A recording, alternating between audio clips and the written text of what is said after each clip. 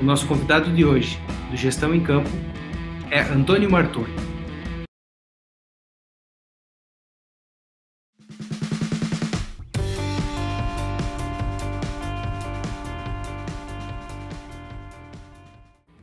Tanto é que isso acontece que acabou gerando a cultura do terceiro tempo, né? O terceiro tempo é aquele exatamente que a ESPN não passa.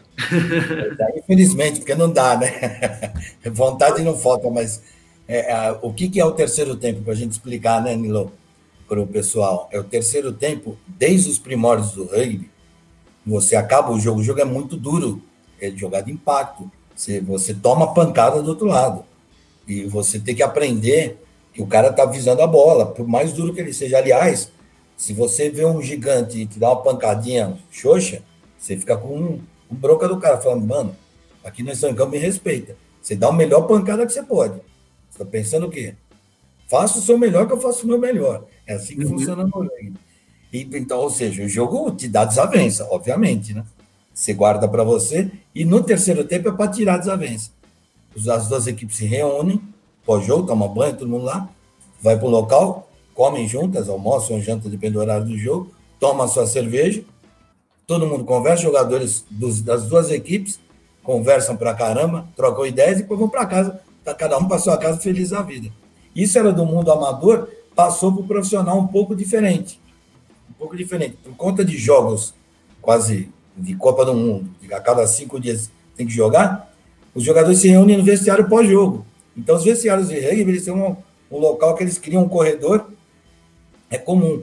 Então, eu vi de perto o jogo Argentina e All Blacks em 2015, que foi no Estádio Olímpico. Perdão, foi o Wembley, 90 mil pessoas no estádio. Gritaria. Acaba o jogo, eu desci lá pela ESPN para fazer umas matérias. Você vai lá, tá os argentinos e os All Blacks no vestiário, tomando sua cervejinha, conversando, trocando ideia, pá. Tem que ser rápido, né? Porque a Copa do Mundo dá muito tempo para as coisas. E isso criou no mundo uma maneira diferente de ver o esporte. Você não leva nada para casa, você deixa tudo lá, entendeu? Você deixa no campo e no terceiro tempo. E a tua semana sempre fica melhor por conta disso. Te garanto. Essas histórias, e eu conheço o Martoni há algum tempo, a gente já teve oportunidade de conversar bastante sobre isso, e milhares de histórias que você presenciou, que você participou e que acabam tornando o rugby, para mim, cada vez mais importante, mais valoroso. Eu acho é uma modalidade bastante rica. E o exemplo que acaba passando para as próximas gerações, né? Líderes das equipes organizando vestiário, amigos de outras modalidades esportivas dentro da televisão que você citou, que não acreditavam que esse tipo de coisa acontecia, independente do resultado de dentro de campo, os torcedores saírem do estádio e irem tomar uma cerveja junto. É outro mundo, né, Martoni? É outro mundo. E você falou uma palavra que no rugby ela não é bem digerida. Não no mau sentido, quero dizer, ela não é bem digerida como um modelo, que é o resultado. Parece incrível, né? A gente vive no universo profissional, seleções e clubes que gastam fortunas com jogadores, mas o resultado no rugby é um pouco diferente. O rugby é um esporte de muito impacto, contato muito duro dentro do campo.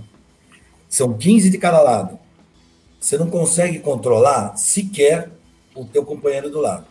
Você consegue controlar assim, muito, mas com muita propriedade e sendo extremamente superativo e esforçado você mesmo. Você tentar ser o melhor que você pode ser ali na semana, treinando e no jogo. Então, por isso que você respeita o árbitro, você respeita o adversário, você faz o teu melhor, porque no campo de rugby, por isso que tem o terceiro tempo, é uma comemoração, todo mundo foi vitorioso. O resultado no placar, ele é circunstancial, em qualquer que seja o sentido. Se você, assim, no rugby, você só chora quando você ganha. Quando você perde, fala, os caras foram melhor, fizemos óbvio. Os caras foram melhor, ganharam, porque eu vou chorar para quê? Quando eu ganho, eu falo, pô, peraí, cara, os caras do outro lado são tão bons ou melhor que eu. Não sei como nós conseguimos ganhar isso aí, porque nós superamos. Então, assim, o resultado, ele é secundário. É óbvio que você não pode sair perdendo todo o jogo alegando que nós estamos aqui, porque não é assim. Se você der o seu melhor, o resultado é consequência. Você não ganha, no rugby você não ganha jogo, você ganha treino. Sabe, o jogo é consequência. Eu, quando fiquei no banco de reservas, às vezes que eu fiquei no banco de reserva, tanto no meu clube quanto na seleção, eu fui nos treinamentos para o titular, que ia jogar na minha posição, o cara mais duro que ele podia ter. Então, no rugby é comum você ter um rachão 2 dias antes do jogo. Hoje em dia mudou, hoje é um pouquinho mais passado, porque ninguém aguenta. Mas na minha época era assim. Você ia jogar no domingo, quinta-feira, rachão. Time titular contra time reserva. O reserva vai te matar, meu. No bom sentido. Mas porque ele gosta de você, meu. Ele é o melhor também, né? Exatamente. O jogo tem que ser soft para mim. O treino tem que ser dolorido demais. Porque, sim, Nilo, é comum no jogo de rugby você tomar uma pancada, você fica mais tonto, você não consegue levantar. O jogador levanta. É tipo boxe. Imagina você entrar numa luta de boxe, o primeiro jab que você cai e fica, pelo amor de Deus. Você falou, mano, você tá louco, cara. Você tá aqui para ficar de pé, bicho. Cair é fácil. É só cair. Fica de pé. Então você vai aprendendo essas coisas que vai mudando a tua vida, né? Sim. Os números que a gente citou agora com relação ao rugby, eles são impressionantes porque a gente está falando de uma profissionalização que só começou em 95, né? Até então era tratado como amador, profissional dentro de campo, mas sem receber, como você comentou, exatamente, né? E dentro desse período nós vimos várias evoluções que a gente tem acompanhado agora no futebol. Por exemplo, árbitro de vídeo. E uma das coisas que vem sendo discutido nos últimos anos aqui no Brasil é a questão de bastidores do campo. O rugby, desde 1999, ele tem o fair play financeiro. Né? O fair play financeiro, ele visa, assim como já se tem no futebol na Europa e aqui no Brasil, manter uma estabilidade financeira, uma sustentabilidade financeira das equipes, um equilíbrio maior no jogo, né? E ele também é muito respeitado. E nós tivemos, há bem pouco tempo, inclusive foi punido agora, em janeiro de 2020, um dos principais clubes do mundo, na modalidade do rugby, exatamente por descumprir essas regras de fair play financeiro. Então, nós vimos questões agora do Manchester City, clubes europeus de futebol, que a gente sabe que utilizaram de alternativas financeiras para conseguir esses objetivos. No rugby, não só existem as regras, como são cumpridas, os clubes, independente se ele é grande ou pequeno, ele é severamente punido. Exatamente, você citou o caso aí do clube inglês Saracens, que tem nesses últimos 10 anos, uma trajetória espetacular de vitórias, conquistas, tanto dentro do campeonato inglês, que é dificílimo, quanto da Heineken Cup, como é conhecido, o campeonato europeu, a Champions League do rugby. 3 títulos na sequência, tricampeão, dominante, mas ele se excedeu.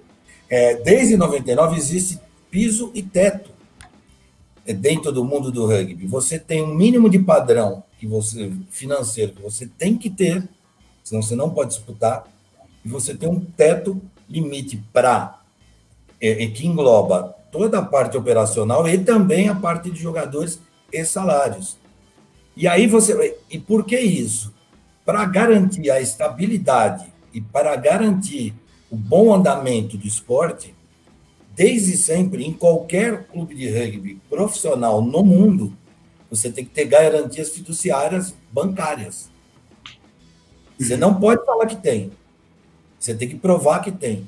Eu tenho uma cultura, a parte a isso, eu tenho uma cultura de seguros dentro da minha vida, e a gente já até conversou sobre esse tema, né? Que assim, eu sempre gosto de compartilhar com as pessoas. Seguro não é despesa, seguro é investimento. Né? Você até ouviu uma coluna tua, se não me engano, falando de Wembley, se não me enganar, durante a pandemia, né? Com o seguro que ela tinha e tudo mais. E isso no mundo do rugby é comum.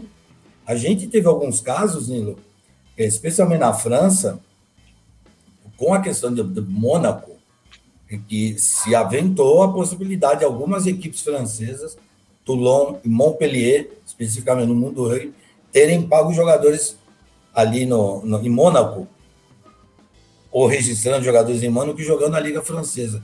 Mas nunca foi provado. Foi provado o Saracens, foi punido e o clube aceitou. O Saracens ele foi severamente punido desde a primeira punição dele. A primeira punição que ele sofreu foi a perda de 35 pontos no campeonato. 35 pontos é muito ponto. Muito ponto. E quando foi comprovada a reincidência, ele foi automaticamente rebaixado para a divisão inferior do campeonato inglês, se não me engano. Exatamente. Então, foi um escândalo assim. Imagina dentro do esporte como o rugby, né? Isso assim, ocasionou, mas a punição foi justa. E olha que eu sou amigo de todos eles lá, né? Tenho uma parceria com eles de longos anos, gosto muito do clube, mas inegavelmente não tinha outra saída e foi muito importante isso para que se evite no futuro. E não é só tirar como exemplo, é porque é uma atitude que você não pode nem pensar. Você pega o campeonato inglês, o campeonato francês de rugby, eles são muito poderosos financeiramente. O inglês de rugby hoje ele equivale financeiramente ao do futebol inglês, pra você ter uma ideia, em termos de investimento. Então, você está falando de muito dinheiro, de cifras astronômicas. Os jogadores não ganham igual os jogadores de futebol, porque, primeiro, você tem muito mais jogadores dentro de um time de rugby, e segundo, que o cap salarial é diferente, são esportes diferentes, mas ganham e ganham muito bem. E os clubes também faturam bem, criam infraestruturas e tudo mais, para você se dar o luxo de ter um doping financeiro dessa monta, ganhar campeonatos que colocam em dúvida os campeonatos para trás. Assim, ainda ficou uma mácula que alguns mais acirrados combatentes do que foi feito queriam que o Saracens perdesse os títulos anteriores. Eles silenciaram para ir para a divisão inferior e manter os títulos. Você vê, mesmo assim ainda ficou uma rusguinha, a meu ver, justa, do parte das outras equipes, porque se você tem um doping financeiro de 3 anos, você ganhou nos últimos 3 anos, pensa bem, né? Mas, enfim, mas é um exemplo de como o mundo do rugby age. Age para valer. Assim como age na punição de jogador, né, Nilo? Você falou de árbitro. Se você xinga o árbitro de rugby, você pega 1 ano de gancho, sem salário. 1 ano. Se você bate no árbitro, você é banido do esporte. Forever. Para sempre. Não tem acordo. Pode entrar na justiça comum, ninguém vai jogar com você. Ninguém vai jogar. Teu time não vai aceitar. Não tem aquele time... quer saber? O cara é bom pra caramba, mas é meio maluco. Então vem pra cá que a gente tá precisando. No rugby não tem, cara. Não tem. É diferente. Martoni, para a gente finalizar nosso bate-papo, cara, o que falta para o rugby crescer no Brasil? Para o Brasil ser uma potência de clubes? Para o Brasil ter mais gente praticando a modalidade aqui? Olha, Nilo, eu acho que são alguns fatores. A gente já elencou alguns deles. Ele precisa ter mais visibilidade na TV, não é fácil. Eu estou na ESPN há 17 anos, a ESPN é a bandeirada do rugby do Brasil. O rugby só é o que é por causa da ESPN. Senão ele estaria longe do que ele é atualmente. Isso é fundamental, né? Quando a gente fala no crescimento do esporte, você ter o conhecimento do esporte, saber aproximadamente a maioria das regras. O rugby esporte tem muita regra. Saber como joga, quantos jogadores são em campo e tudo mais. Isso facilita demais, você ter conhecimento. E nós estamos falando hoje, Nilo, de algo em torno de 60 mil praticantes, segundo fonte oficial, Confederação Brasileira de Rugby. Em torno de 300 clubes, não é uma brincadeira. É um esporte que já é muito praticado. O que ele precisa é ser estruturado, do seu ponto de vista clubístico. E é complicado. A gente vê clubes de futebol históricos, portuguesa, para a gente citar um aqui do estado de São Paulo, infelizmente vive um momento terrível financeiro. Imagina para você ter o rugby é um esporte de multidões e tão carente de infraestrutura como, para o amigo entender, é como se fosse um clube de futebol.